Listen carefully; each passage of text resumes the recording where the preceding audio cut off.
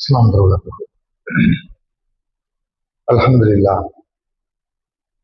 لله نحمده ونستعينه ونستغفره ونعوذ بالله من شرور انفسنا وسيئات اعمالنا من يهده الله فلا مضل له ومن يضلل فلا هادي له واشهد ان لا اله الا الله وحده لا شريك له واشهد ان محمدا عبده ورسوله اما بعد فإن أصدق الحديث كتاب الله وأحسن الهدي هدي محمد وشر الأمور محدثاتها وكل محدثة بدعة وكل بدعة ضلالة وكل ضلالة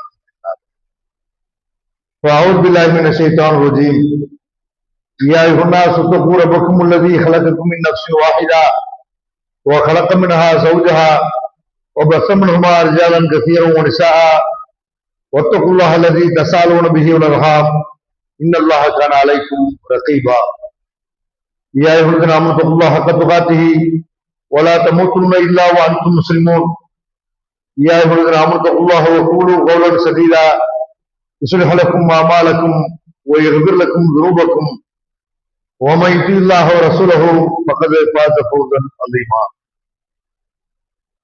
அன்பிற்குரிய இஸ்லாமிய சகோதரர்களே, பெரியவர்களே, அல்லாஹ்வுடைய பேரருளால் அவன் நம் மீது விதியாக்கி இருக்கிற ஒரு முக்கியமான கடமையை நிறைவேற்றுவதற்காக புனிதமிக்க ஜும்மா தினத்திலே நாம் எல்லாம் பங்கேற்றோம். இன்றைய ஜும்மா உரையிலே இளைஞர்கள் சம்பந்தமாக சில செய்திகளை, அறிவுரைகளை நாம் தெரிந்து கொள்ள இருக்கிறோம். இளமை பருவம் என்பது நினைத்ததை சாதிக்கக்கூடிய பருவம். எத்தனையோ விஞ்ஞானிகள், கண்டுபிடிப்பாளர்கள் தங்களுடைய இளமை பருவத்தை சரியான முறையிலே பயன்படுத்திய காரணத்தினால் பல சாதனைகளை படைத்திருப்பதை நாம் இன்றைக்கு அனுபவபூர்வமாக உணர்ந்து கொண்டிருக்கிறோம். எத்தனை நபிமார்களை கூட அல்லாஹ் ரப்பல் ஆலமீன் இளைஞர்களாக தேர்ந்தெடுத்து இளம் வயதில் உள்ள அந்த இளைஞர்களுக்கு அல்லாஹ் நபி பட்டத்தை கொடுத்து அவங்க நிறைய சாதனைகள் புரிந்தார்கள் என்பதை திருமறை குர்ஆனில் நம்ம பார்க்கிறோம். நபிகள் ஸல்லல்லாஹு அலைஹி வஸல்லம் அவர்களுக்கு முன்னால் அனுப்பப்பட்ட பல தூதர்களுடைய வரலாறுகள் அல்லாஹ் திருக்குர்ஆனில் சொல்றான். அதுல மூசா நபி அவங்களை பற்றி அல்லாஹ் சொல்றான். மூசா நபி அவர்கள் ஒரு இளைஞராக தான் இருந்தாங்க. தன்னையே கடவுள் என்று சொல்லிக் கொண்டிருந்த ஃபிரௌனுடைய அடிமைத்தனத்திலிருந்து இஸ்ரவேல் சமுதாயத்தை மீட்டெடுத்து அவர்களுக்கு விடுதலை வாங்கி தந்தது மூசா அலைஹிஸ்ஸலாம் என்ற ஒரு இளைஞர் என்பதை திருக்குர்ஆனில் நம்ம பார்க்கிறோம். அதே மாதிரி பலதெய்வ வழிபாட்டில் இருந்த தங்களுடைய தகப்பனார, தங்களுடைய ஊரை எதிர்த்து அவங்களுடைய பலதெய்வ வழிபாடு தவறு என்பதை அவங்களுக்கு உணர்த்தி அதற்காக தன்னுடைய உயிரை கூட அர்ப்பணிக்க துணிந்தவர்கள் இப்ராஹிம் அலைஹிஸ்ஸலாம் என்ற ஒரு இளைஞர்.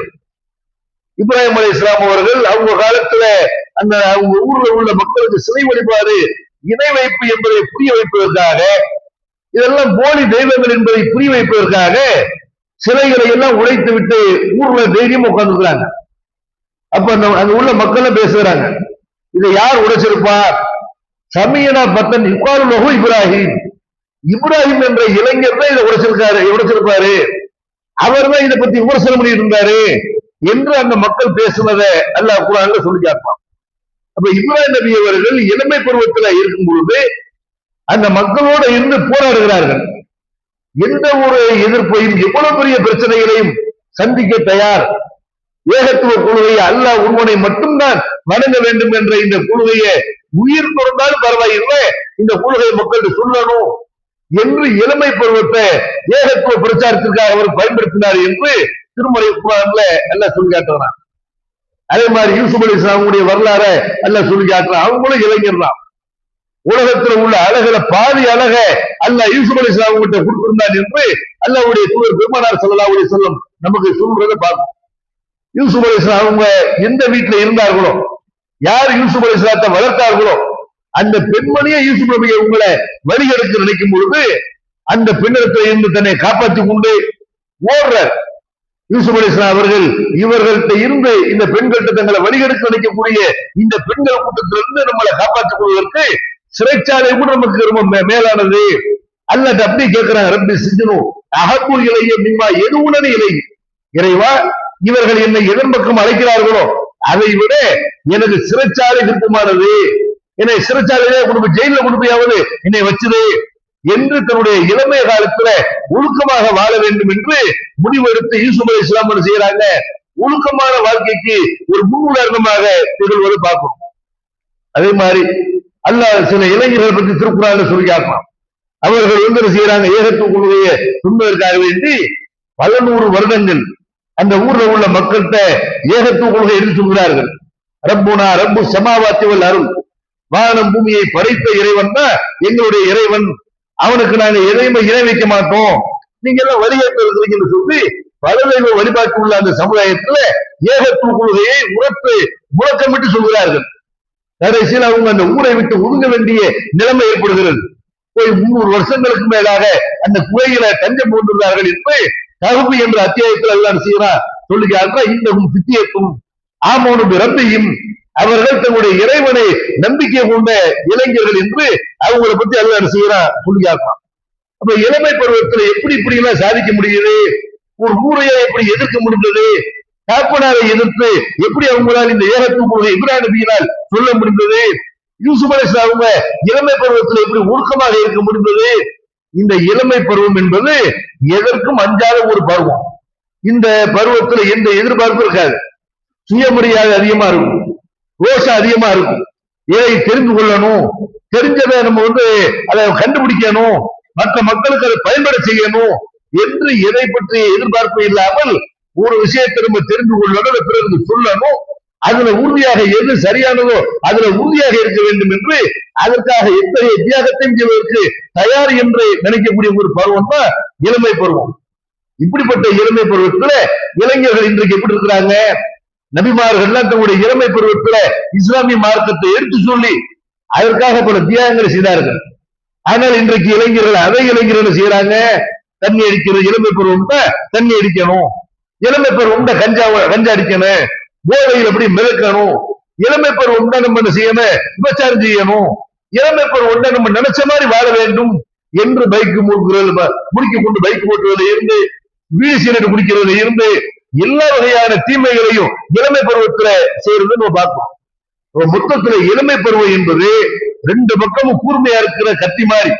இதை நம்ம என்ன செய்யலாம், நல்லதுக்கும் பயன்படுத்தலாம், கெட்டதுக்கும் பயன்படுத்தலாம். இந்த இளமை பருவத்தை பற்றி இஸ்லாம் என்று சொல்லுகிறது.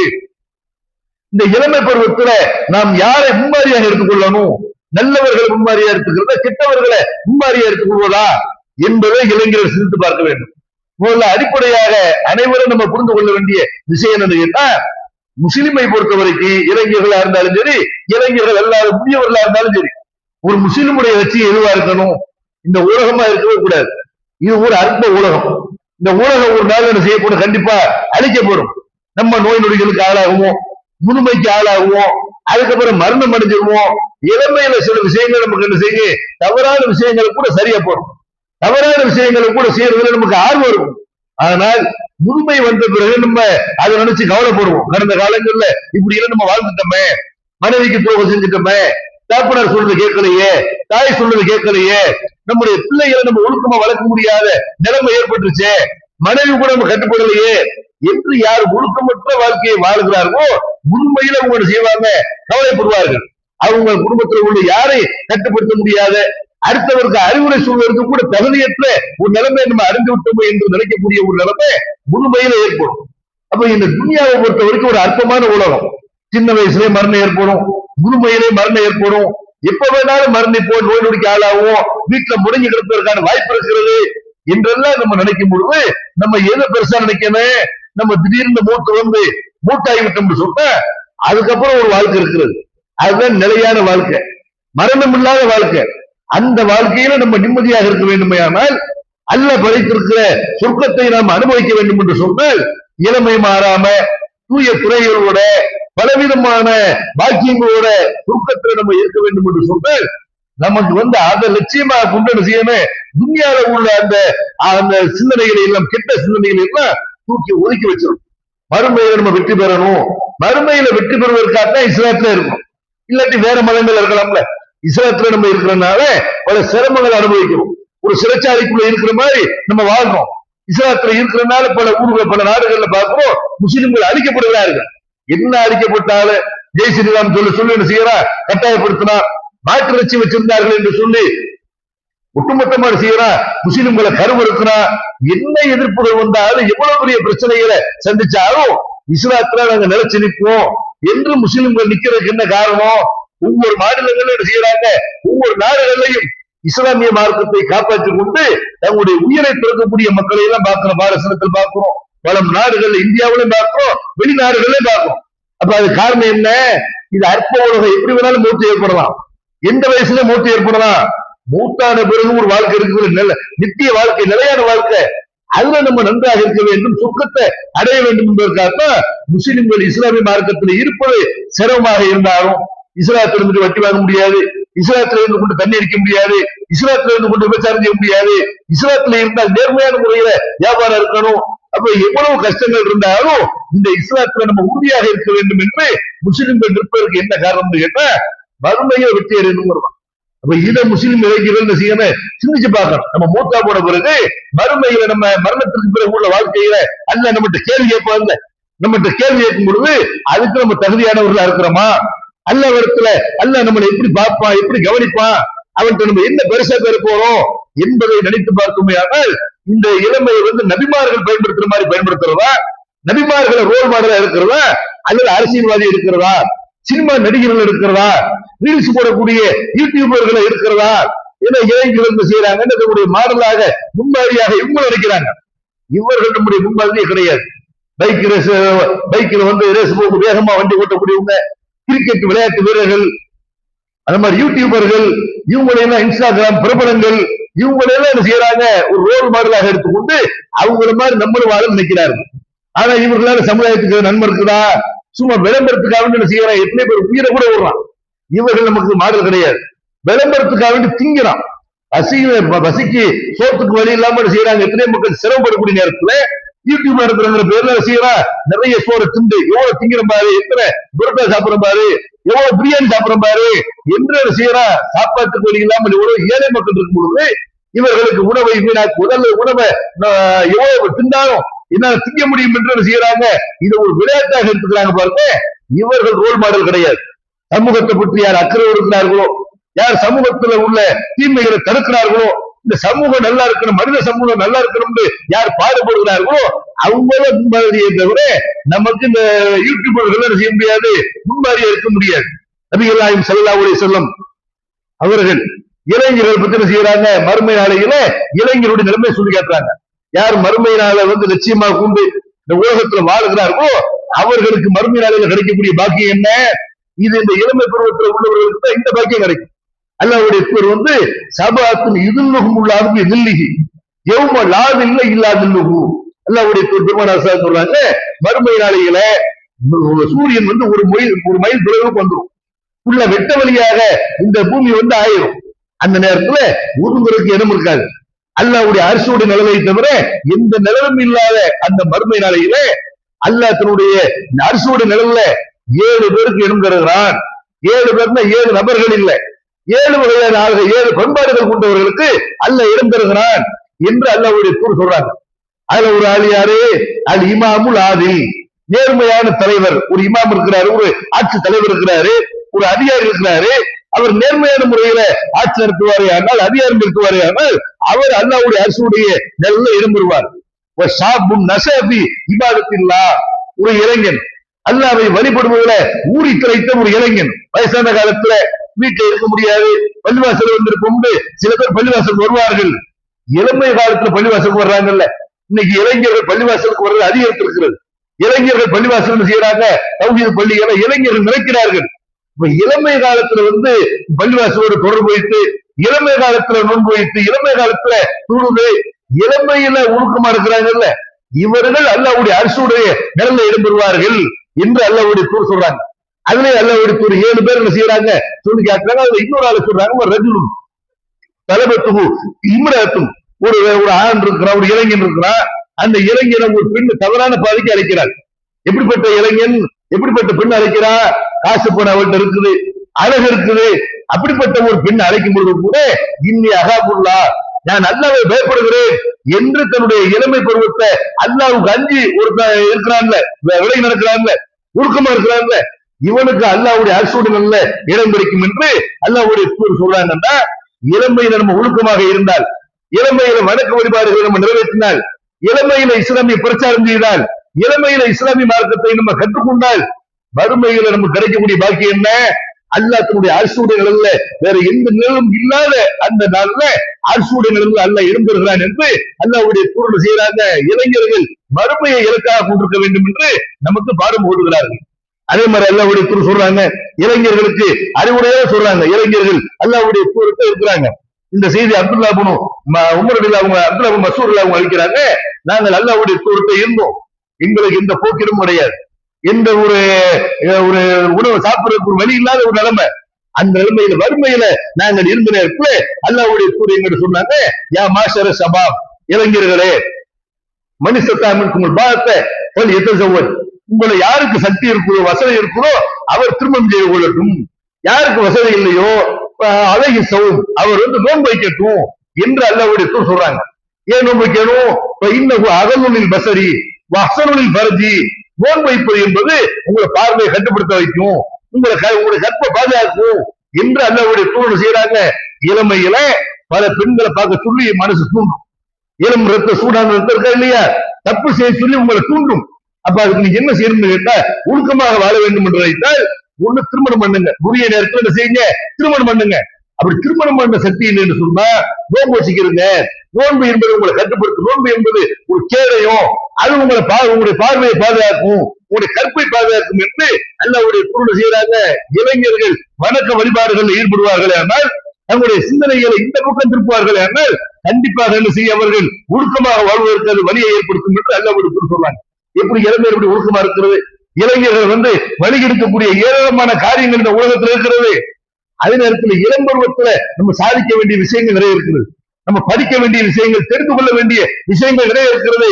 இளமையில நம்ம செய்யக்கூடிய வணக்க வழிபாடுகள் நிறைய இருக்கிறது. சில காரியங்கள்ல முதுமையில செய்ய முடியாது.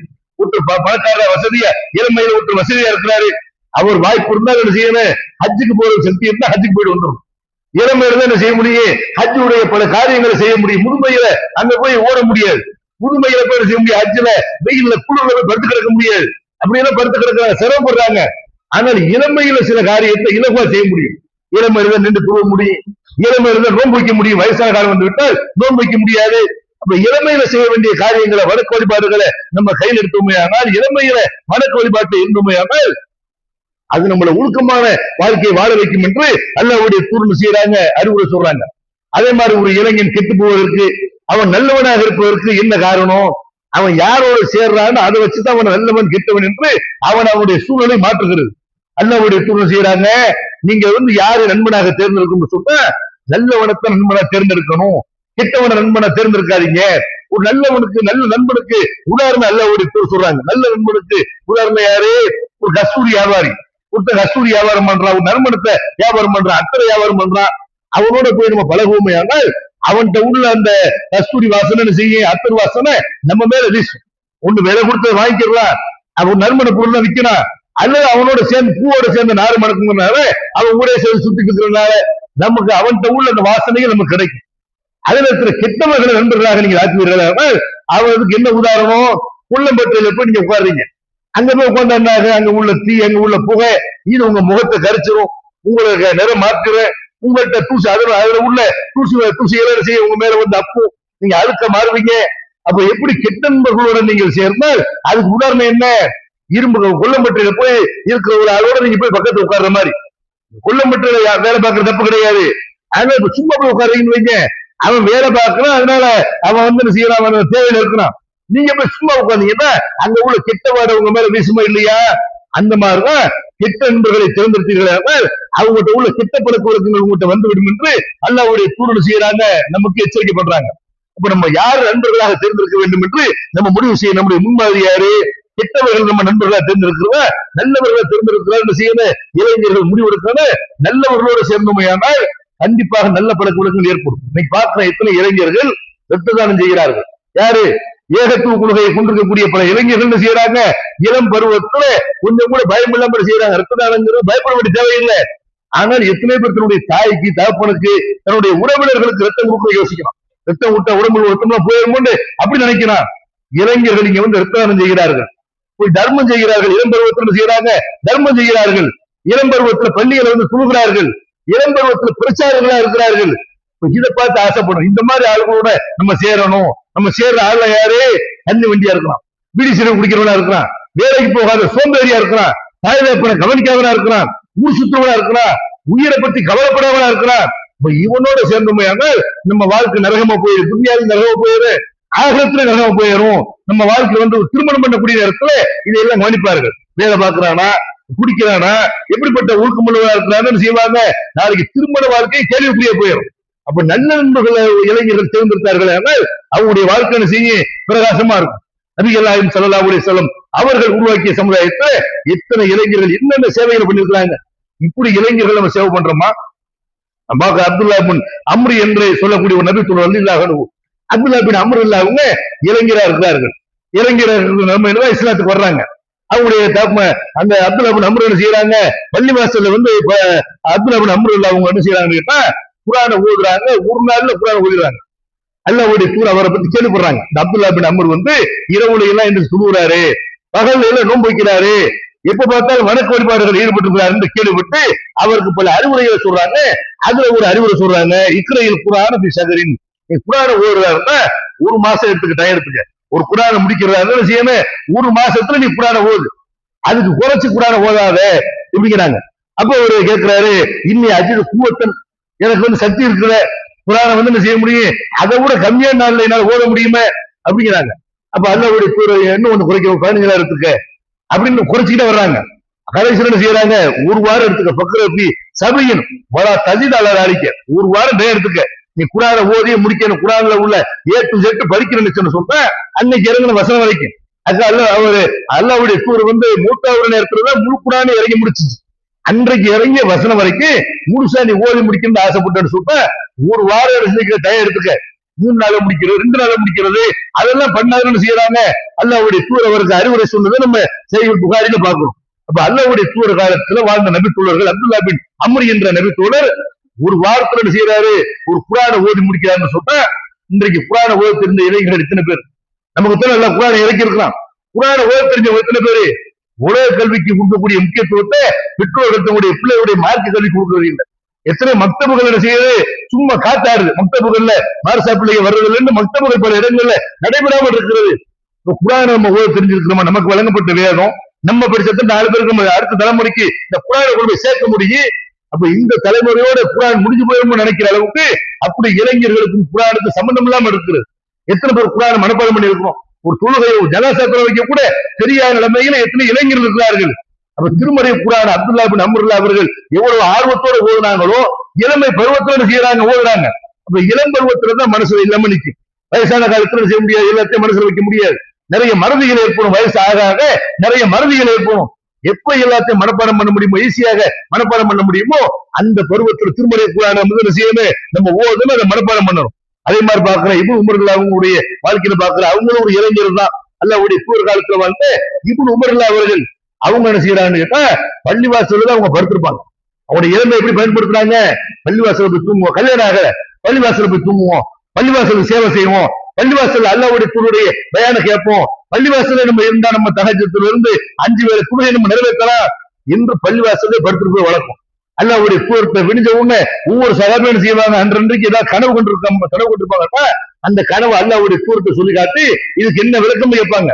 இவர் நினைக்கிறாரு, நம்ம ஒரு கனவு கொண்டு அல்லாஹ்வுடைய தூதரை விளக்கம் கேட்டா நல்லா இருக்குமே, அல்லாஹ் நமக்கு என்ன வச்சிருக்கான்னு நம்ம தெரியணுமே, இப்படின்னு அல்லாஹ் துவா செய்றார். யா அல்லாஹ், எனக்கு ஏதாவது நீ நன்மை வச்சிருந்தேன்னு சொன்னா அதை எனக்கு கனவுல காட்டு, நான் அல்லாஹ்வுடைய தூதரை அதை பத்தி போய் விளக்கம் கேட்பேன் அப்படிங்கிறாரு. அதே மாதிரி வந்து அவங்க என்ன செய்யறாரு, இன்றைக்கு இரவுல அப்துல்லா பின் உமர் அவர்கள் ஒரு கனவு வாங்குறாங்க. என்ன கனவுங்கிறாங்க, அவங்க 2 பேர் கூட்டு போறாங்க. கூட்டு போய் எங்க கூட்டு போறாங்கன்னா நரகத்தை நோக்கி கூட்டு போறாங்க. அதற்கு சுற்றுச்சுவர்கள் ஜனத்துக்கு எப்படி சுற்றுச்சுவர்கள் இருக்குமோ அதே மாதிரி நரகத்துக்கு சுற்றுச்சுவர் இருந்தது. நான் போயிட்டு இருக்கும்போது வேற ஒரு மாணவர் வந்தார். வந்து என்ன செய்யறாருன்னா, லன்புரா, நீ பயப்படாத, உனக்கு ஒண்ணும் நடக்காது, இப்படின்னு எனக்கு வந்து ஆறுதல் சொன்னார். அப்ப அந்த நரகத்துல நான் பார்த்தேன், இந்த கருத்து சாரிமுன், நீ நல்ல மனுஷன், உனக்கு ஒண்ணும் ஆகாது, இப்படின்னு அந்த மாணவர் எனக்கு வந்து சொன்னார். அங்க இந்த நரகத்துல நான் பார்த்தேன், எனக்கு தெரிந்த பல நபர்கள் இருந்தார்கள். காலையில விழித்து பார்த்து அல்லாஹ்வுடைய தூதரத்தை இதை பத்தி கேட்க வேண்டும் என்று அவங்களுடைய மனைவி ஹப்ஸா இருந்தா அவங்ககிட்ட நான் இதை பத்தி சொன்னேன். போய் சொல்லும் பொழுது ஹப்ஸா இல்ல ரசூலுல்லாஹி அவங்ககிட்ட செய்யறாங்க, இந்த கனவை சொல்றாங்க. அப்ப அல்லாஹ்வுடைய தூதர் சொல்றாங்க, இன்ன அப்துல்லாஹி ரஜுலுன் சாலிஹுன், அப்துல்லா வந்து ரொம்ப நல்ல மனுஷன், லவ்கான இப்சிரு ஸலாத்துல் லைல், ஆனால் அவரை இரவு நிறைய துருவ சொல்லுங்க, இரவு தொழுகை மட்டும் அவர்கிட்ட இருந்துச்சுன்னா அவர் வந்து நரகத்திலிருந்து பாதுகாக்கப்படுவாரு என்று பெருமனார் ஸல்லல்லாஹு அலைஹி வஸல்லம் செய்யறாங்க, சொல்லி காட்டுறாங்க. இந்த மாதிரி நம்மளே எத்தனை இடங்கள் ரமலான் மாசம் வருது, ஒவ்வொரு ரமலான்லயும் வந்து தஹஜ்ஜுத் தொழுகையுடைய இரவு தொழுகையுடைய சிறப்பை பற்றி எல்லாம் பயான்களை கேட்போம். அப்படி கேட்ட உடனே நம்மகிட்ட மாற்றம் ஏற்படுதா? ஒவ்வொரு ரமலான்லையும் இனிமேலாவது 5 வேளை தொழுகணும் அப்படிங்கிற ஆர்வத்தோடு செய்யறாங்க, நிறைய மக்கள் தொழுகிறாங்க. இனிமேலாவது நம்முடைய தீமைகளை நம்மளை காப்பாத்திக்கிறோம் என்று நோன்பு வைக்கிறார்கள். ஆனால் ரமலானுக்கு பிறகு அப்படியே என்ன செய்யுது, ரமலானுக்கு முன்னாடி எப்படி இருந்தார்கள் அப்படியே அவங்களுடைய வாழ்க்கை மாறி போயிருது. இளைஞர்கள் இந்த இளைஞர்கிட்ட என்ன செய்யறோம், இந்த மாதிரி நிறைய அறிவுரைகளை சொல்றோம். சினிமா போகாம இருக்க மாட்டியா, சினிமா தான் வாழ்க்கையா, சினிமா நடிகர்கள் வந்து அவங்கள மாடலா எடுத்துக்கிறியா, பீடி சிரிக்க விட மாட்டியா, சினிமாவுக்கு மட்டும் தான் பள்ளிவாசல் வருவியா என்றெல்லாம் இளைஞர்கிட்ட கேட்கும்போது செய்யறாங்க. அதெல்லாம் பின்னாடி பார்த்துக்குவோம். இளைஞர்கள் இளமை காலத்துல வயசான மாதிரி வாழக்கூடாது என்று இளம் வயசுல தாடி வைக்கிறது அது ஒரு கிழவன் நினைக்கிறார்கள். கிழவனா இருந்தா தான் தாடி வைக்கணும், பள்ளிவாசலுக்கு யார் வருவா, வயசானவர்கள் வருவாங்க என்று நினைக்கிறார்கள். ஆனால் அப்துல்லா இப்னு உமர் அவங்ககிட்ட இந்த மெசேஜ சொன்ன உடனே அப்துல்லா இப்னு உமர் பத்தி இந்த ஹதீஸ் அறிவிக்கக்கூடிய சகர் சொல்றாங்க, வக்கான அப்துல்லாஹி பாத தாலிக்கு உச்சிரு ஸலாத்துல் லைல், அல்லாஹ்வுடைய தூதருடைய இந்த அறிவுரைக்கு பிறகு அப்துல்லா இப்னு உமர் அவர்கள் இரவுல வந்து அதிகமா தொழக்கூடியவங்களா இருந்தாங்க. அல்லாஹ்வுடைய தூதருடைய ஒரே ஒரு செய்தி தான், நீங்க நரகத்திலிருந்து பாதுகாக்கப்படும் சொன்னா இரவுல வந்து தொழுகை அதிகமாக்க, இரவு தொழுகையை நீங்க தொழுவுங்க அப்படின்னு சொன்ன உடனே அப்துல்லா இப்னு உமர் அவர்கள் அதை நடைமுறைப்படுத்துறாங்களா இல்லையா? இவங்க தான் நம்முடைய மாடல். நம்முடைய மாடல் யாரு? இளம் பருவத்துல கடமையான தொழுகை நிறைவேற்றி சுண்ணத்தான தொழுகைகள் உபரியான தொழுகை நிறைவேற்றினாங்க பாருங்க. இந்த மாதிரி இளைஞர்களாக இன்றைய இளைஞர்கள் மாறும். அது மாதிரி செய்தி பண்ணி சாதித்திரல அவங்களை பத்தி நம்ம ஹதீஸ்கள் பார்க்கணும். திருமறை குரான இன்னைக்கு நம்ம வந்து கையில நம்முடைய கையில திருக்குறான் மொத்தமா இருக்குன்னு சொன்னா இதுக்கு காரணம் இந்த செய்தி பண்ணி சாதி நம்ம ஓய்வுக்குன்னா அவருக்கு ஒரு நன்மை கிடைக்கும். ஏன் திருமறை குரான வந்து வெறுமனே மனப்பாடம் பண்ணி வச்சிருந்தாங்க. எழுத்து வடிவத்தில் ஒரு 10 பேர்த்த மட்டும்தான் இருந்தது. அவர்கிட்ட கூட வரிசைப்படி எல்லா வசனங்களும் இருக்கல. ஒருத்தட்ட ஒரு வசனம் இருந்தது, இன்னொரு ஆள்கிட்ட ஒரு வசனம் இல்ல. அப்ப இந்த யாரெல்லாம் எழுதி வைத்திருந்தார்களோ அவங்களை வர வைத்து, யாரெல்லாம் மனப்பாடம் பண்ணி வைத்திருந்தார்களோ அவங்கள வர வைத்து, இவங்களை ஓத விட அவங்கள பார்க்க விட செக் பண்ணி இப்படியே நினைச்சாங்க, எழுத்துல உள்ளதும் ஓசையில உள்ளதும் உண்ணா இருக்குதா என்று செக் பண்ணி ஒட்டுமொத்த திருக்குறான் வசனங்களை ஒரு வசனம் கூட மிஸ் பண்ணாம அல்லாஹ்வுடைய தூதருக்கு இறங்கிய அத்தனை வசனங்களையுமே அந்த மனப்பாடம் பண்ணவங்கிட்ட இருந்து எழுதி வைத்தவர்கிட்ட இருந்து ஒன்று திரட்டி ஒரு குரானாக அன்றைய ஆட்சியாளர்கிட்ட அபூபக்கர் அவங்ககிட்ட கொடுத்தாங்களே. அப்ப இப்படிப்பட்ட இளைஞர்கள் தந்திரம் செய்யணும், பாடம் வரணும். அது மட்டும் இல்ல, யூதர்கள் வந்து கடிதம் அனுப்புவார்கள் அல்லாஹ்வுடைய தூதருக்கு. அந்த கடிதத்தை படிக்கிறதுக்கு மொழிபெயர்ப்பாளர் ஒரு ஆளை வைக்கணும். அவர்கள் நிறைய பொய் சொல்வார்கள் யூதர்கள். அதுக்காண்டி ரசூலுல்லாஹி என்ன செய்யறாங்க, இவர்கிட்ட சொல்றாங்க, செய்தி பண்ணி சாப்பிட்டு சொல்றாங்க, நீ வந்து அந்த யூதர்களுடைய மொழியை கத்துக்க, ஹிப்ரு மொழியை நீ கத்துக்க அப்படிங்கிறாங்க. அவர் என்ன செய்யறாரு, 15 நாள் அந்த மொழியை கத்துக்கிறாரு. அல்லாஹ்வுடைய தூதர் சொன்னதுக்காக வேண்டி, அல்லாஹ்வுடைய தூதருக்கு நம்ம கடிதத்தை படிச்சு கொடுக்கணும் அப்படிங்கிறதுக்காக வேண்டி 15 நாள்ல நான் அந்த மொழியை கத்துக்கிட்டேன் என்று செய்தி பண்ணி சாப்பிட்டு அவங்க சொல்றாங்க. அப்படின்னா அப்ப இளைஞர்கள் இன்றைக்கு திருமறை குரான சில இளைஞர்கள் செய்யறாங்க, திருக்குரான் அப்ளிகேஷன்களை உருவாக்குறாங்க. திருக்குரான் வசனங்களை ஈஸியா தேடி எடுக்கிறது எப்படி, திருக்குறானுடைய தமிழாக்கத்தை எப்படி வந்து செய்யற வசனங்கள் தேடி எடுக்கிறது, எல்லாம் இந்த திருக்குறான் அப்ளிகேஷன்களை உருவாக்குற ஆள்களை தான் நீங்க பாத்தீங்கன்னா இளைஞர்களா தான் இருக்கிறாங்க. அப்ப இந்த திருக்குறானுக்கு நம்ம என்ன சேவை செய்ய முடியும், இந்த திருக்குறான மக்கள் மத்தியில் இப்படி சேர்க்க முடியும் என்று அப்படி இளைஞர்கள் யோசிக்கணுமா இல்லையா? அதே மாதிரி பார்க்கிற அபூ ஹுரைரா அவங்க நம்ம மாடலாக முன்மாதிரியாக எடுத்துக்கொள்ள வேண்டிய தோழர்கள் அபூ ஹுரைரா அவங்க ஒரு ஆளு. இந்த அபூ ஹுரைரா அவங்க யாரு? இன்றைக்கு இளைஞர்களை பார்க்கிற ஈஸியாக இணையதளங்களை உட்கார்ந்து மார்க்கத்தை கத்துக்க முடியும். எந்த செல்போன்ல ரீல்ஸ பார்க்கிறார்களோ, எந்த செல்போன்ல வந்து வெட்டியா தன்னுடைய பொழுதுகளை போக்குகிறார்களோ அந்த செல்போன்ல இஸ்லாத்தை பற்றி நிறைய தெரிந்து கொள்ள முடியும். அரசாவுக்கு போய் 7 வருஷம் போய் படிக்கணுங்கிற அவசியம் கூட இல்ல. உட்கார்ந்து யூடியூப்ல எல்லாமே இருக்குது. யூடியூப்ல தான் படங்கள் இருக்கிறது, சினிமாக்கள் இருக்கிறது, ஆபாசங்கள் இருக்கிறது. அதே யூடியூப்ல இஸ்லாமிய பிரச்சாரங்கள் இருக்கிறது, இஸ்லாமிய வகுப்பு நடத்தப்படுகிறது. அரபி வகுப்பு நடத்தப்படுகிறது, குரான் வகுப்பு நடத்தப்படுகிறது, குரான் விளக்கோடு நடத்தப்படுகிறது.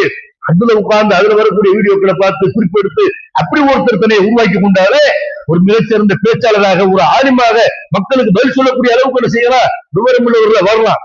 அபூஹுரைராவுடைய காலத்துல, அல்லாஹ்வுடைய தூருடைய காலத்துல அப்படிப்பட்ட நிலைமையில இந்த எல்லாத்தையுமே எழுதணும், எல்லாத்தையுமே மனப்பாடம் பண்ணணும்.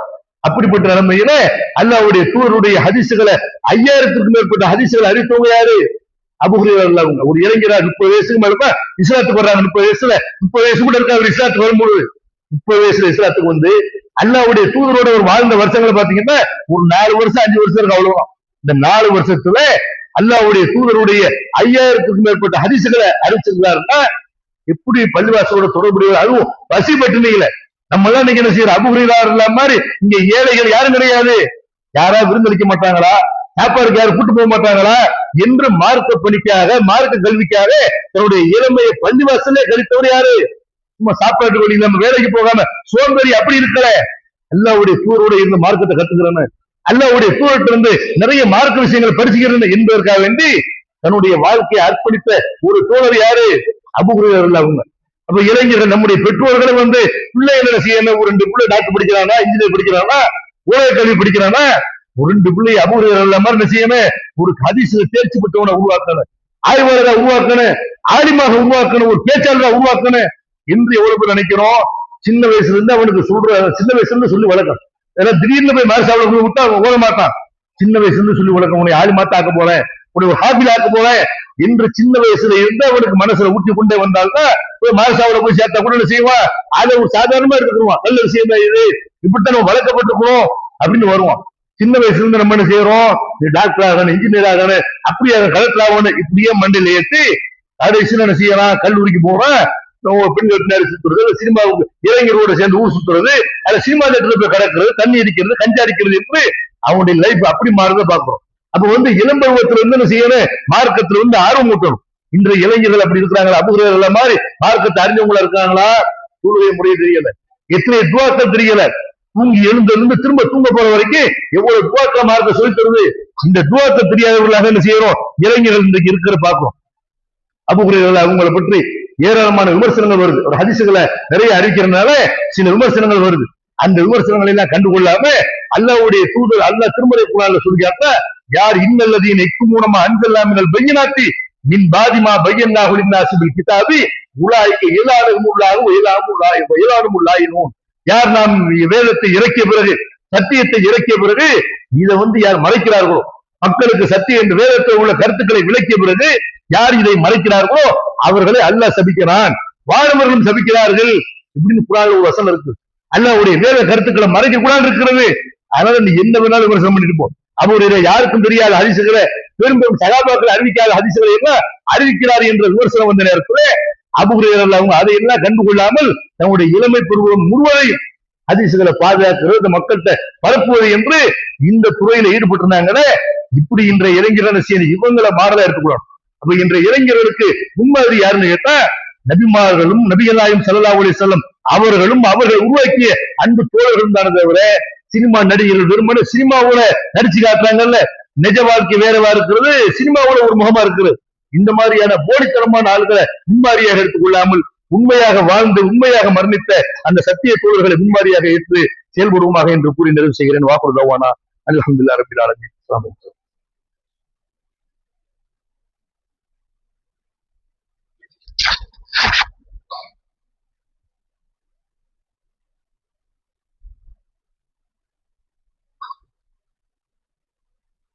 அல்ஹம்துலில்லாஹ். அன்பிற்குரிய சகோதரர்களே, பெரியவர்களே,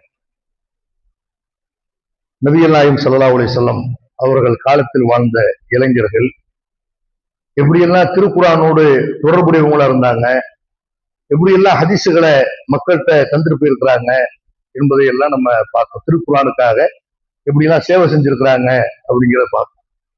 அது எல்லாவற்றுக்கும் மேலாக தங்களுடைய உயிரை கூட அர்ப்பணிப்பதற்கு தயாராக இருந்தார்கள். தங்களுடைய பொருளாதாரங்களை தாங்கள் சம்பாதித்த அந்த பொருளாதாரத்தை இஸ்லாமிய வளர்ச்சிக்காக, நபிகள் நாயகம் ஸல்லல்லாஹு அலைஹி வஸல்லம் அவர்களுடைய இராணுவத்துக்காக நிறைய நெஞ்சாங்க அந்த மக்கள் செலவழித்தார்கள்.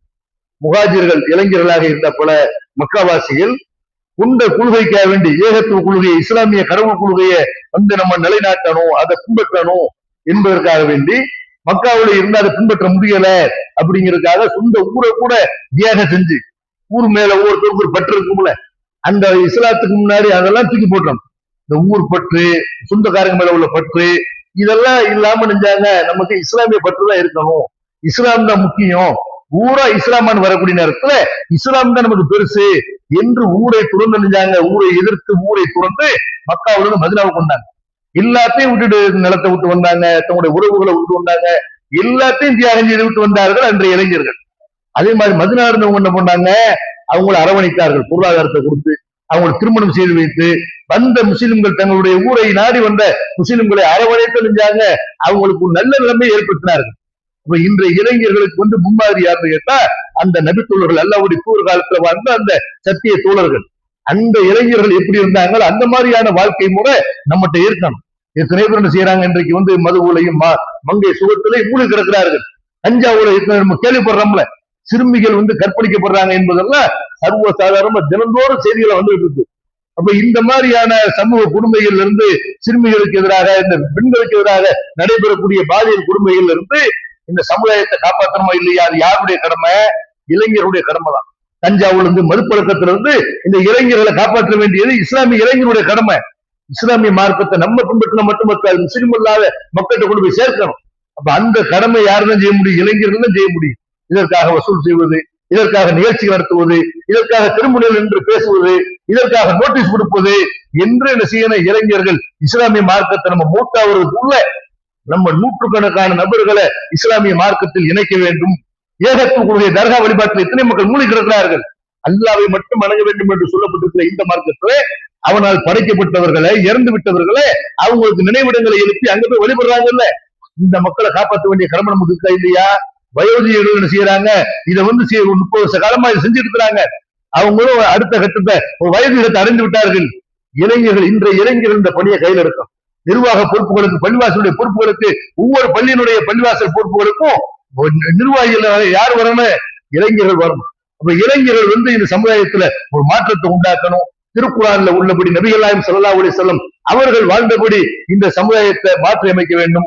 அப்படிப்பட்ட மாற்றத்தை இளைஞர்கள் ஏற்படுத்த வேண்டும் என்று கேட்டு நிறைவு செய்கிறேன். வாஹுர் தவானா அல்ஹம்துலில்லாஹி ரப்பில் ஆலமீன். அஸ்ஸலாமு அலைக்கும்.